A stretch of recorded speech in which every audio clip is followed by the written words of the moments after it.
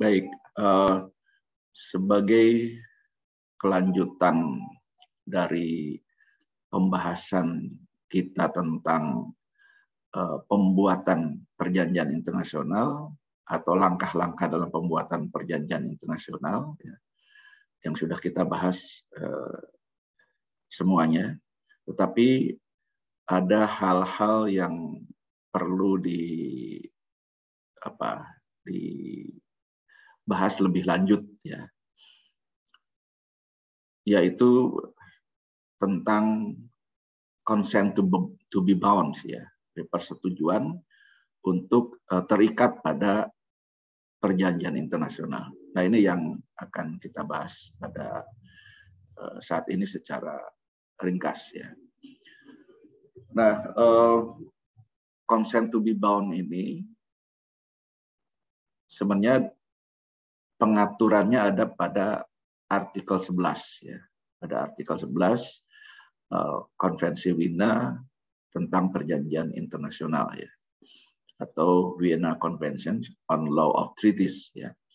Nah, di dalam artikel 11 atau pasal 11 ini jadi katakan bahwa the consent of a state to be bound by a treaty may be expressed by signature, exchange of instruments constituting a treaty, ratification, acceptance, approval or accession, or by any other means if so agreed. Nah, jadi setelah perjanjian internasional itu ditandatangani, ya, maka langkah berikutnya itu adalah pernyataan dari negara-negara atau dari anggota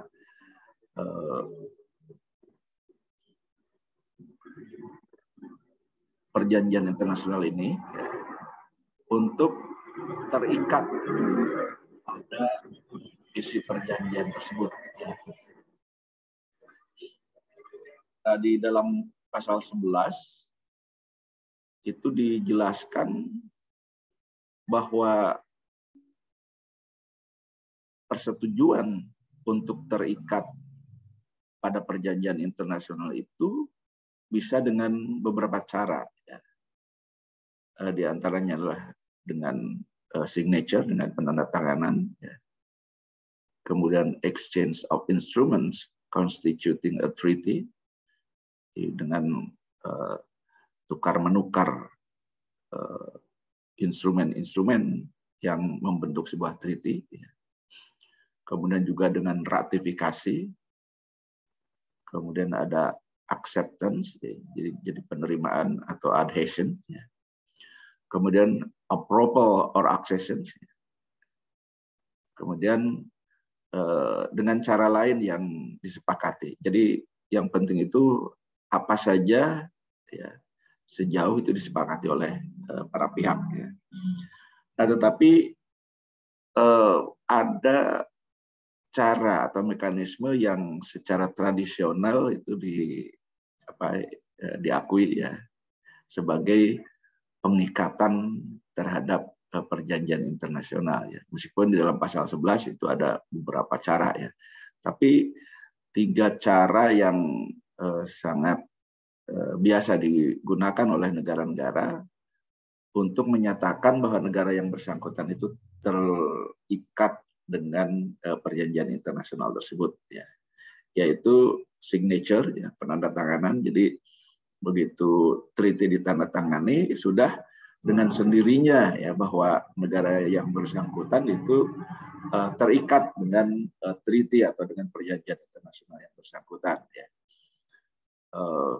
Kemudian ratification, ya. Jadi tidak cukup hanya dengan ratifikasi, ya, tetapi tidak cukup dengan penandatanganan saja, ya, tetapi perjanjian internasional itu mengharuskan adanya ratifikasi untuk menunjukkan bahwa negara-negara sepakat untuk terikat dengan perjanjian tersebut, ya. Yaitu yang kedua adalah ratification. Kemudian yang ketiga adalah accession. Ya. Accession ini ya atau aksesi sering juga disebut sebagai adhesion. Ya. Ini adalah satu persetujuan untuk terikat dengan perjanjian internasional dengan cara menerima atau menyetujui perjanjian internasional yang bersangkutan, ya, bahwa negara yang bersangkutan terikat, ya. Tetapi negara yang bersangkutan ini tidak ikut menandatangani perjanjian internasional tersebut, gitu ya. Nah, jadi ini bedanya sedikit ya dengan yang ratification, ya, karena yang ratification itu negara yang bersangkutan itu melakukan penandatanganan, ya, terhadap treaty. Tetapi dalam accession ini bukan penandatangan dari sebuah treaty, tapi dia bisa juga menyatakan dirinya terlibat terikat dengan perjanjian internasional, ya. Nah, inilah yang disebut sebagai accession. Oleh karena itu, mari kita secara ringkas membahas satu persatu, ya. Yang pertama adalah signature atau penandatanganan, ya. Nah, mungkin kita sudah pernah membahas, ya, bahwa perjanjian internasional itu ada yang 2 tahap, ada yang 3 tahap, ya. Nah, yang 2 tahap itu adalah yang pertama penandatanganan, ya. Yang pertama adalah negosiasi, ya. Jadi para pihak yang akan membuat perjanjian itu melakukan perundingan, melakukan negosiasi, ya, tentang berbagai hal, termasuk juga mengenai klausula-klausula di dalam perjanjian yang akan dibuat, ya. Jadi dinegosiasikan, dirundingkan, ya. Nah, kemudian kalau sudah mereka sepakat terhadap isi dari draft tersebut, ya. Nah, baru kemudian dilakukan penandatanganan, ya. Nah, dalam perjanjian internasional yang 2 tahap, maka penandatanganan itu juga sudah dengan sendirinya, ya, merupakan simbol bahwa negara yang menandatangani perjanjian internasional itu terikat dengan perjanjian internasional yang bersangkutan, ya. Nah, dari mana suatu perjanjian internasional itu bisa dilihat apakah perjanjian internasional itu 2 tahap atau 3 tahap? Ya, tentu saja dari isi perjanjiannya itu sendiri, ya. Ada yang mencukupkan sampai pada signature, ya, pada penandatanganan untuk terikat pada perjanjian internasional tersebut, ya. Tapi juga ada isi perjanjian internasional yang tidak mencukupkan sampai pada penandatanganan, tetapi harus ada proses yang lain, ya. Yaitu misalnya adalah proses ratifikasi. Jadi setelah penandatanganan itu ada proses berikutnya, itu 3 tahapan, gitu ya. Nah, kita lihat dulu tentang signature, ya, tentang penandatanganan. Tentu saja setelah negosiasi selesai, kemudian para pihak sepakat tentang isi dari perjanjian internasional, kemudian proses berikutnya adalah signature atau penandatanganan, ya. Nah, apa efek atau legal effects, ya, konsekuensi hukum dari penandatanganan tersebut, ya. Nah, bisa 2 kemungkinan, ya. Pertama adalah penandatanganan itu mungkin hanya merepresentasikan ya, suatu autentikasi dari teks yang bersangkutan, gitu ya. Nah, jadi dalam pembahasan langkah-langkah perjanjian internasional kan ada autentikasi, ya, ada autentikasi. Nah, penandatanganan itulah yang merupakan pertanda atau simbol atau mewakili pernyataan untuk mengautentikasi ya dari teks perjanjian internasional tersebut ya. Nah, berarti tidak cukup kalau hanya merupakan autentikasi ya untuk suatu negara dinyatakan terikat dari perjanjian internasional ya. Karena mungkin masih ada tahapan berikutnya ya. Nah, tetapi bagi suatu proses pembuatan treaty yang hanya 2 langkah atau 2 step atau 2 tahapan, maka dengan sendirinya penandatanganan ini juga merupakan pernyataan untuk mengikatkan diri terhadap perjanjian internasional tersebut ya. Nah, tetapi kalau suatu treaty itu mengharuskan adanya ratifikasi, acceptance atau approval ya, maka penandatanganan ini tidak dengan sendirinya menyatakan bahwa negara yang bersangkutan terikat dengan perjanjian internasional. Nah, jadi harus ada proses-proses berikutnya ya untuk dinyatakan suatu negara itu terikat dengan perjanjian internasional ya. Nah, dikatakan bahwa where a treaty is subject to ratification, acceptance or approval, signature does not establish consent to be bound ya. Jadi kalau treaty itu merupakan treaty yang 3 tahapan, ya, maka tidak dengan sendirinya penandatanganan suatu treaty itu merupakan pernyataan mengikatkan diri terhadap perjanjian internasional tersebut. Ya. Oleh karena itu, treaty yang bersangkutan, ya, maka kecuali dinyatakan dalam customary international law ya, maka treaty yang seperti ini tidak akan bisa ditegakkan atau tidak bisa dilakukan enforcement ya terhadap suatu pihak atau suatu negara sampai dilakukannya ratifikasi, acceptance atau persetujuan ya. Nah, jadi belum bisa ditegakkan ya.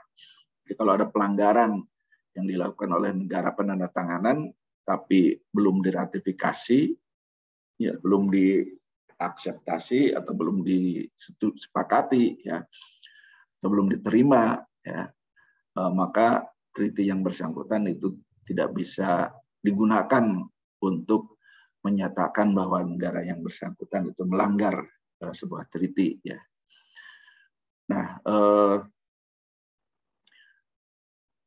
tetapi di pasal 18, coba Anda cek ya, dalam treaty semacam ini, yang dalam treaty 3 tahapan ya, sebenarnya penandatanganan itu hanya merupakan suatu kewajiban untuk beriktikad baik gitu ya. Jadi artinya kalau suatu negara itu sudah menandatangani perjanjian internasional, dan masih diperlukan langkah yang lain, yaitu ratifikasi, acceptance ataupun juga approval, ya, maka negara yang bersangkutan tetap harus konsisten, ya, untuk mentaati isi perjanjian yang bersangkutan, meskipun belum mempunyai kekuatan hukum untuk dilakukan enforcement, begitu ya. Jadi ini jangan sampai salah persepsi, ya. Jangan karena belum diratifikasi, belum diakseptasi, belum diterima, ya, lalu negara yang bersangkutan secara bebas melanggar isi perjanjian tersebut. Nah, tidak seperti itu, ya. Jadi kalau suatu negara itu atau satu pihak di dalam perjanjian internasional itu sudah menandatangani perjanjian internasional, maka ada kewajiban moral, ya, ada kewajiban untuk beritikat baik, ya, atau good faith, ya, untuk mentaati isi perjanjian tersebut. Nah, ketika sebuah treaty itu tidak memerlukan ratifikasi, acceptance ataupun juga approval, maka signature atau penandatanganan ini sekaligus juga merupakan consent, merupakan persetujuan untuk terikat.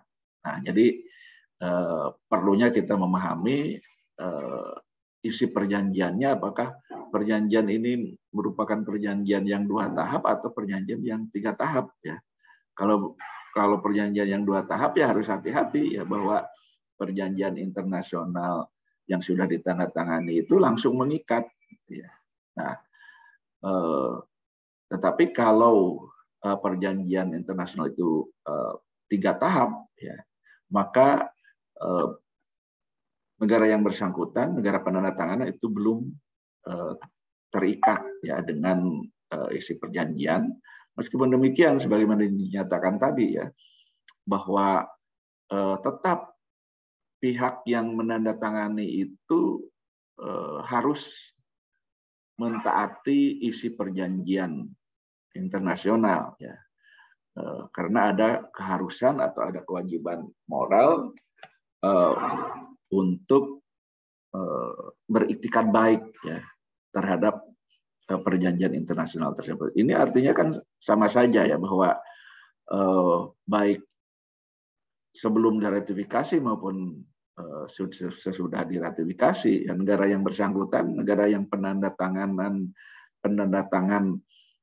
suatu treaty itu, ya, tetap harus konsisten dengan isi perjanjian internasional, ya, meskipun secara hukum itu belum bisa ditegakkan atau belum bisa dilakukan enforcement, gitu, kalau ada pelanggaran, gitu. Nah, ini yang harus dipahami, ya. Jadi jangan sampai ada persepsi bahwa sebelum diratifikasi lalu suatu negara penandatangan itu boleh melanggar treaty, ya. Nah, tidak demikian. Jadi tetap harus mentaati treaty, ya, baik sebelum maupun sesudah ratifikasi, ya.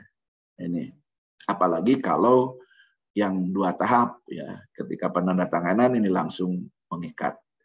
Nah, itu penjelasan dari signature atau penandatanganan, ya.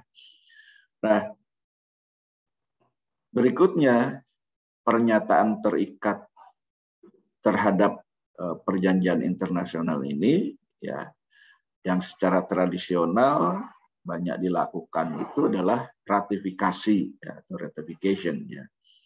Nah, adapun arti dari ratification itu sebenarnya adalah merupakan perbuatan formal, ya, di mana suatu negara itu menyatakan atau melakukan deklarasi penerimaannya, ya, terhadap isi dari treaty, dari perjanjian internasional, dan menyatakan untuk untuk mentaati dari isi perjanjian internasional yang bersangkutan. Ya.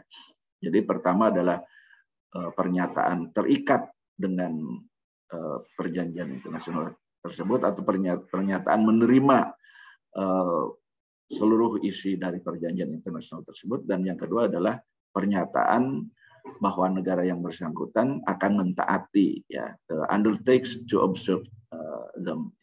Ini kemudian arti ratifikasi juga digunakan ya untuk menggambarkan dua proses yang berbeda, ya.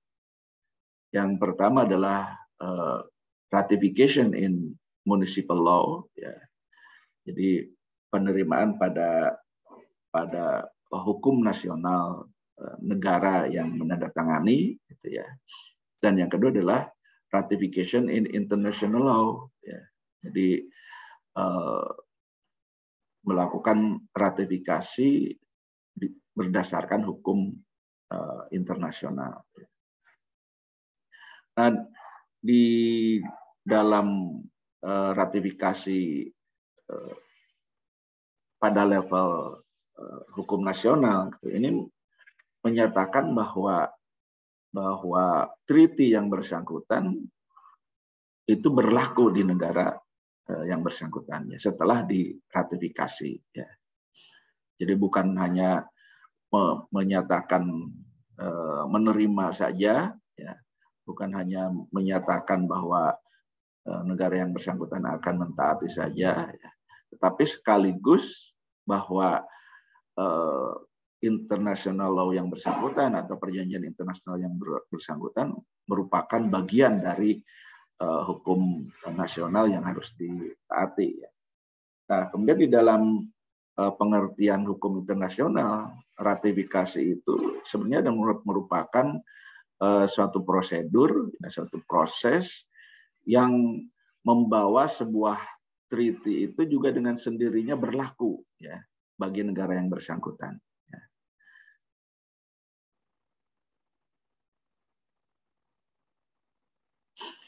Nah, jadi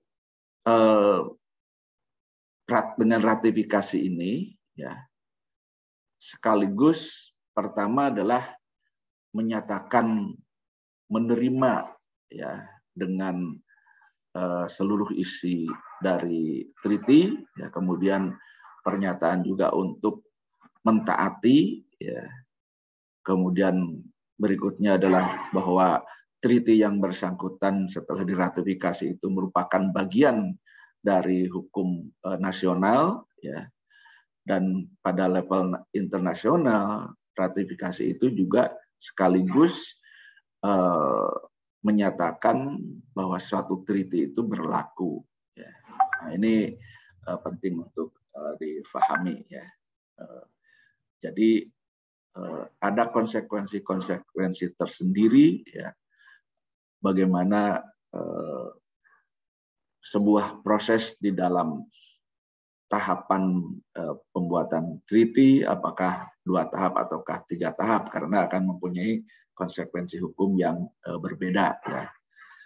Nah, di dalam yang 1 tahapan, yaitu hanya dalam 2 tahapan, yaitu hanya memerlukan negosiasi dan penandatanganan, dan sudah dengan sendirinya treaty itu mengikat dari negara penandatanganan dan sekaligus juga menyatakan bahwa treaty yang bersangkutan mulai berlaku, begitu, ya.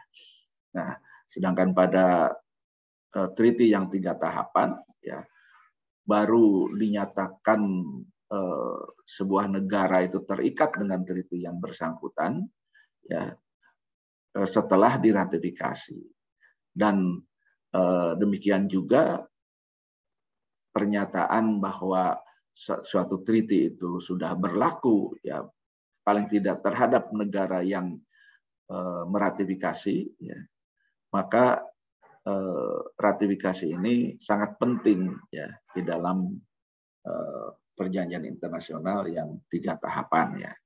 Nah, mengapa ratifikasi ini diperlukan ya? Bukankah dengan penandatanganan sebenarnya sudah cukup begitu ya?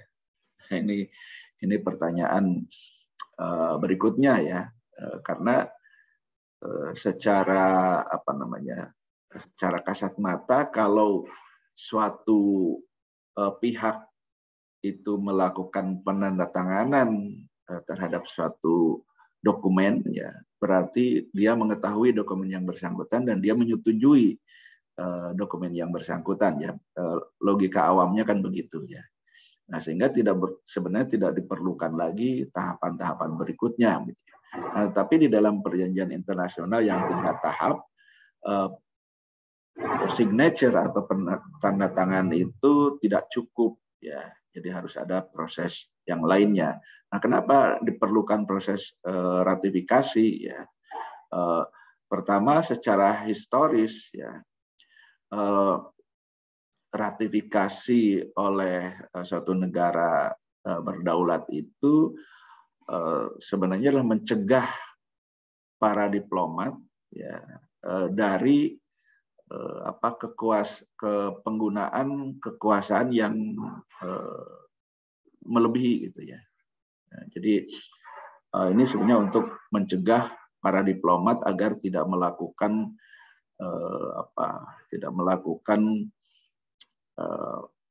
penyalahgunaan kekuasaan gitu ya. Sesuai dengan instruksi dari negara yang mengutusnya gitu ya. Dan sebenarnya juga diperlukan konfirmasi dari kekuasaan ya, yang mengutusnya untuk melakukan negosiasi terhadap treaty yang bersangkutan gitu ya. Jadi ratifikasi itu sebenarnya hanya diperlukan ya, diperlukan bagi perjanjian internasional yang 3 tahapan, karena bisa saja yang diutus itu sebenarnya adalah bukan orang yang bisa memutuskan, bisa mengikatkan suatu negara terhadap perjanjian internasional yang bersangkutan ya, karena utusan yang ditugaskan oleh suatu negara mungkin saja dia hanya bertugas untuk melakukan negosiasi ya, sedangkan untuk menyatakan terikat pada perjanjian yang bersangkutan itu memerlukan konfirmasi dari yang menugaskannya ya, terutama adalah pemerintah dan jika diperlukan juga parlemen ya. Nah, jadi tetap ratifikasi itu diperlukan ya bagi berlakunya sebuah treaty dan bagi negara untuk dinyatakan terikat dengan perjanjian internasional yang bersangkutan ya.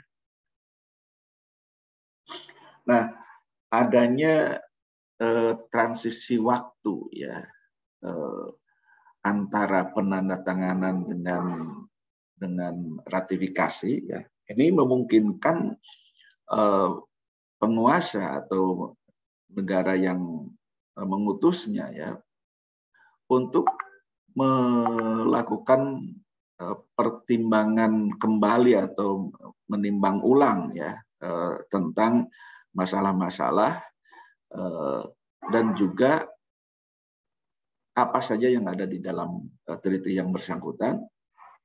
Dan tentu saja karena ada jeda waktu ya, maka jeda waktu tersebut juga bisa digunakan oleh negara, oleh yang mengutus ya, bagi apa ya, bagi pendapat publik ya tentang materi dari perjanjian internasional yang bersangkutan ya. Contoh misalnya yang sangat jelas itu seringkali memang perjanjian-perjanjian internasional yang sudah ditandatangani itu kemudian diratifikasi dengan mudah oleh presiden atau oleh parlemen begitu. Kalau memerlukan persetujuan parlemen ya. Nah, ada celah waktu, ada jarak ya antara penandatanganan dengan ratifikasi ya, di mana penguasa atau eksekutif maupun juga legislatif ya mempertimbangkan ya apakah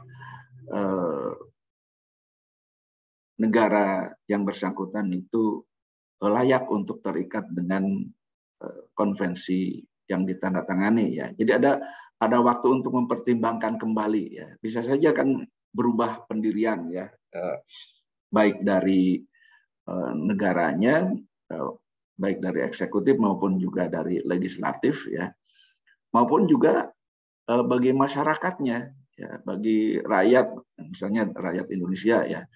Contohnya ketika Indonesia meratifikasi, Indonesia menandatangani perjanjian tentang ekstradisi ya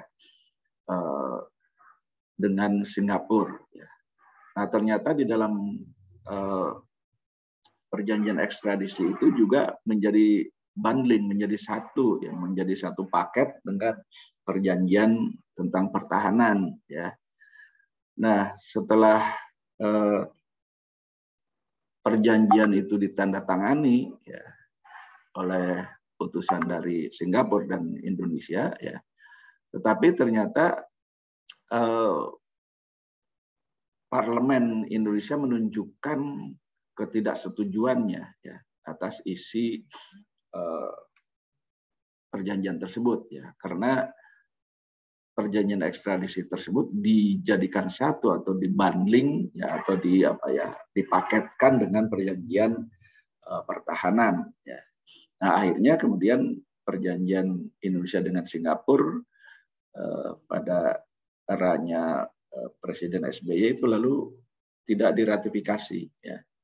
Bahkan konon itu tidak sempat diberikan kepada diserahkan kepada parlemen ya, karena sudah ada tanda-tanda bahwa parlemen tidak akan menyetujuinya gitu ya. Nah kemudian di masa Pak Jokowi ini yang kedua ini ya diulang kembali, tetapi fokus utamanya itu adalah perjanjian FIR ya, tentang Flight Information Region ya.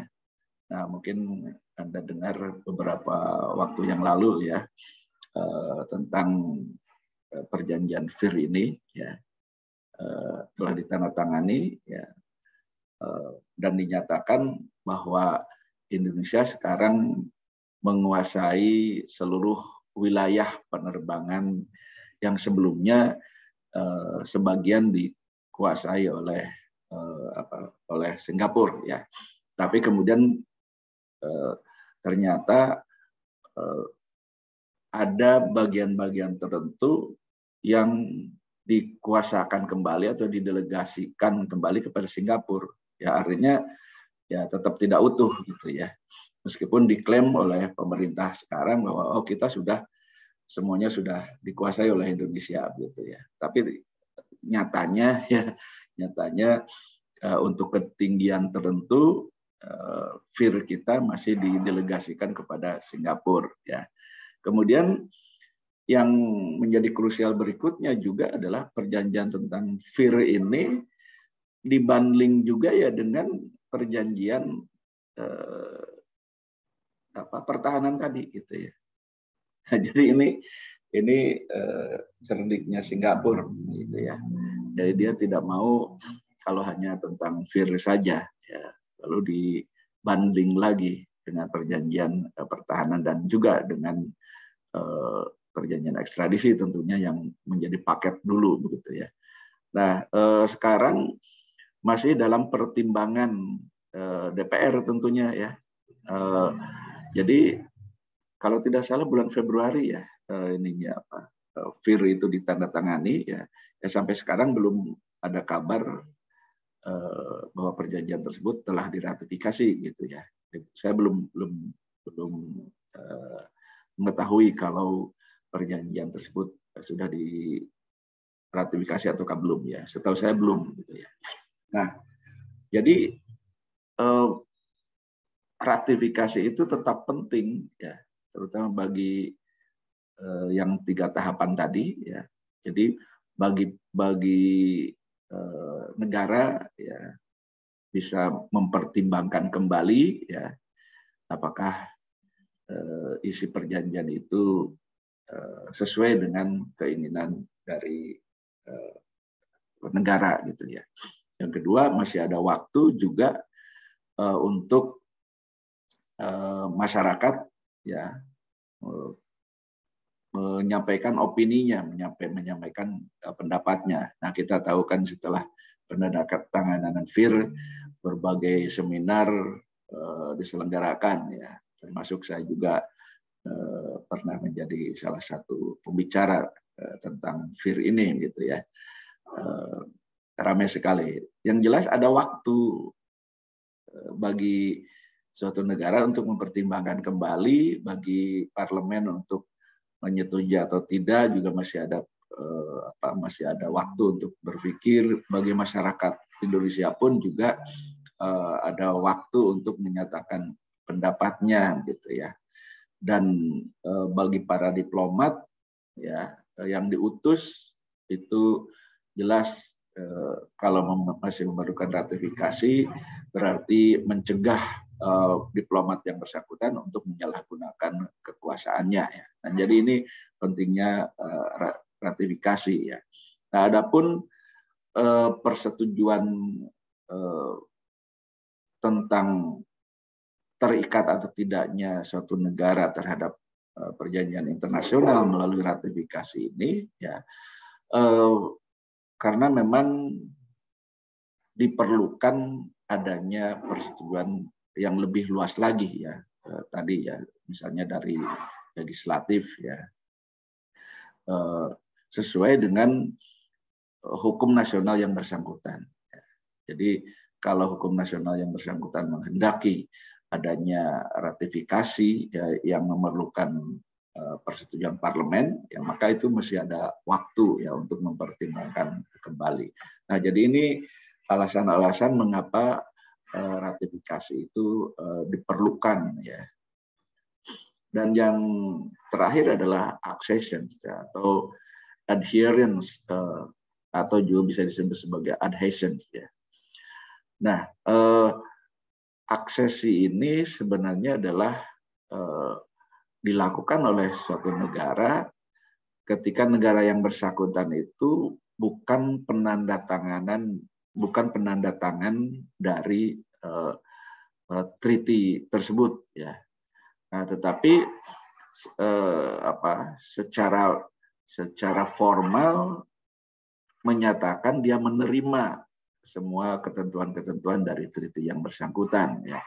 Nah, jadi penerimaan terhadap treaty yang bersangkutan oleh suatu negara secara formal ini merupakan sebuah aksesi ya, sebuah penerimaan, sebuah adhesion ya, atau keterikatan dengan treaty yang bersangkutan ya.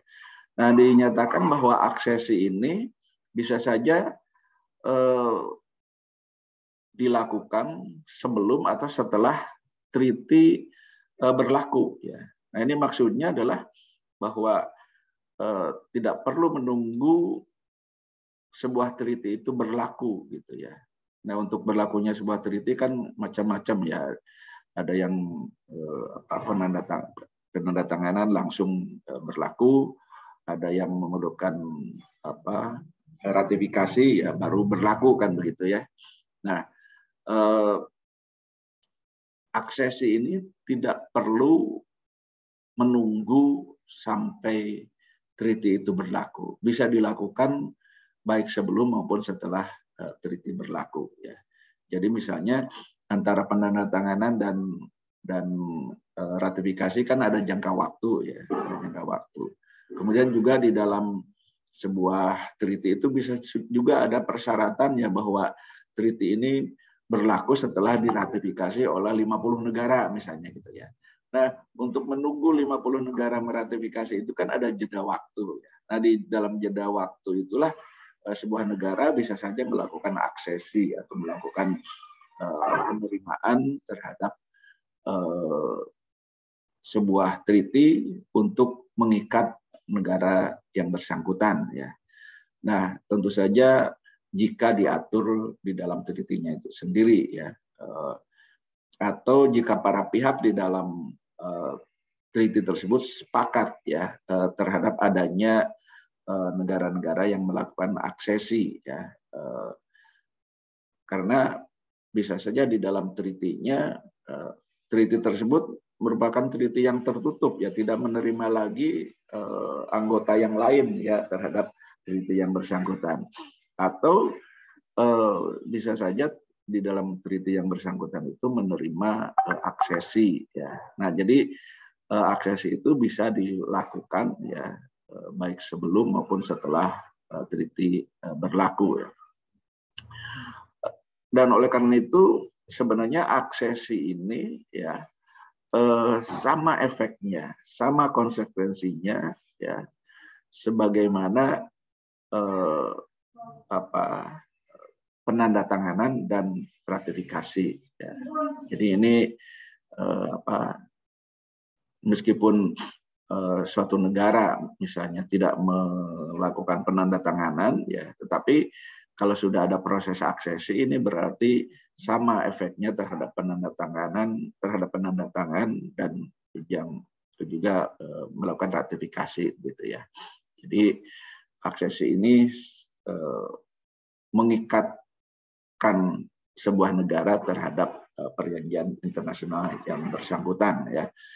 Baik, saya kira ini untuk pertemuan pagi hari ini, ya, tentang bagaimana suatu negara menyatakan terikat dengan sebuah treaty. Ya. Jadi secara hukum internasional melihat pada Konvensi Wina 1969, maka ada beberapa cara, ya, tapi cara yang tradisional yang banyak dipraktekkan itu adalah penandatanganan, kemudian ratifikasi dan aksesi. Demikian untuk pertemuan kali ini. Terima kasih. Assalamualaikum warahmatullahi wabarakatuh. Waalaikumsalam warahmatullahi wabarakatuh.